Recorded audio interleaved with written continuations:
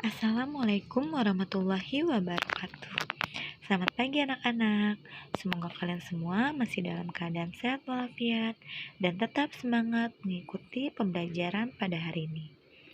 Hari ini kalian memasuki tema 6, subtema 1, pembelajaran 5. Selamat mendengarkan penjelasan dari Ibu ya. Nah, anak-anak, coba perhatikan gambar berikut ini. Hari masih sangat pagi. Siti terbangun karena mendengar suara azan subuh dari musola. Siti segera menunaikan kewajibannya untuk sholat. Siti mengira ia orang pertama yang terbangun pada pagi hari itu. Ternyata ia melihat ibu sudah berada di dapur. Setelah melakukan sholat subuh, Siti menghampiri ibunya yang sedang menyalakan kompor. Siti melihat ibu sedang memasak air pada dua panci yang berbeda. Panci pertama yang berukuran lebih besar berisi air setengah penuh. Air di panci pertama akan digunakan ibu untuk merebus sayur. Panci kedua berukuran lebih kecil berisi air yang hampir penuh.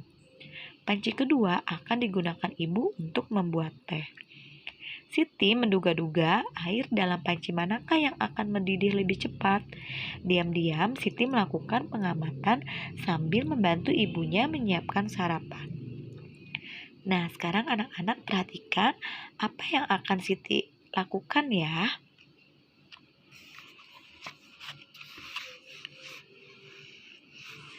Perhatikan kedua gambar panci tersebut.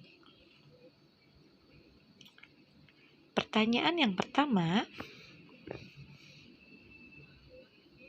bagaimana ukuran kedua panci tersebut? Ukuran kedua panci tersebut berbeda. Panci A memiliki ukuran yang lebih besar dibandingkan dengan panci B. Pertanyaan kedua, manakah panci yang berisi air lebih banyak? Panci A berisi air lebih banyak daripada panci B.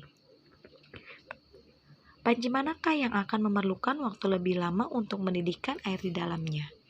Panci A akan memerlukan waktu lebih lama untuk mendidihkan air. Mengapa? Karena panci A memiliki air lebih banyak, sedangkan energi panas yang diberikan dari kompor pada panci A sama dengan energi panas yang diberikan dari kompor pada panci B yang memiliki air lebih sedikit. Bagaimana hubungan antara energi panas yang dibutuhkan untuk mendidihkan air di dalam panci dengan suhu di dalamnya? Semakin besar energi panas yang digunakan untuk mendidihkan air di dalam panci, maka suhu air di dalamnya semakin tinggi, yang menyebabkan air tersebut cepat panas atau cepat mendidih.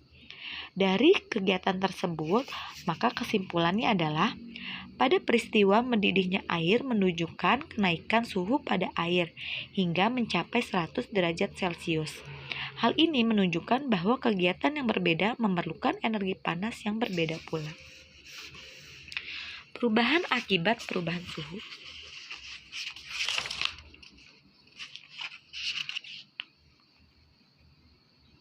Suhu menunjukkan derajat panas benda. Semakin tinggi suhu suatu benda, semakin panas benda tersebut. Suhu menunjukkan energi yang dimiliki oleh suatu benda. Energi panas dapat mengubah benda.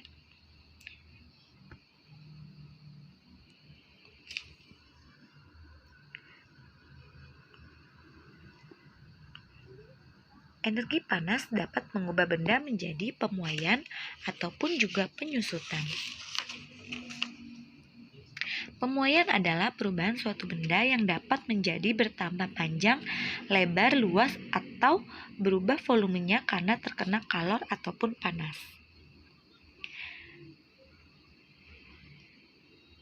Sedangkan penyusutan adalah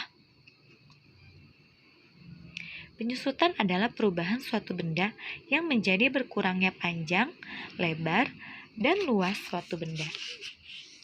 Contoh pemuaian dan penyusutan benda sehari-hari. Yang pertama, pemasangan kaca jendela. Proses pemasangan kaca jendela yang dilakukan oleh tukang kayu biasanya ukuran bingkai jendela dibuat sedikit lebih lebar dari ukuran sebenarnya. Tujuannya adalah untuk memberikan ruang pemuaian bagi kaca saat terkena panas. Jika bingkai jendela tidak diberi ruang pemuaian, maka ketika terkena panas akan mengakibatkan kaca menjadi retak atau bahkan pecah. Selain itu, untuk menghindari keretakan kaca saat ada bunyi yang menggelegar, seperti ketika ada petir atau bunyi keras lainnya. Yang kedua, ban sepeda atau motor dan mobil. Jika ban sepeda motor dan ban mobil diisi udara terlalu banyak, maka ban akan menjadi mengeras dan menjadi tidak nyaman dikendarai. Selain itu, mengisi udara terlalu penuh ke dalam ban sepeda atau mobil akan membahayakan pengemudinya. Ban yang diisi terlalu banyak udara dapat meletus dan dapat mengakibatkan kecelakaan. Hal ini disebabkan karena udara di dalam ban dapat memuai karena panas. Yang ketiga, pemasangan kawat atau kabel listrik dan telepon. Biasanya, kawat atau kabel telepon dan listrik terlihat mengendur dan tidak tegang. Hal ini dilakukan dengan tujuan agar kawat atau kabel tidak putus pada malam hari ketika mengalami penyusutan.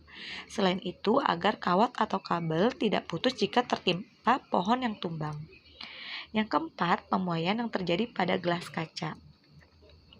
Gelas kaca terkadang suka pecah atau retak ketika dituangi air panas. Hal ini terjadi karena adanya pemuaian yang tidak merata pada bagian gelas.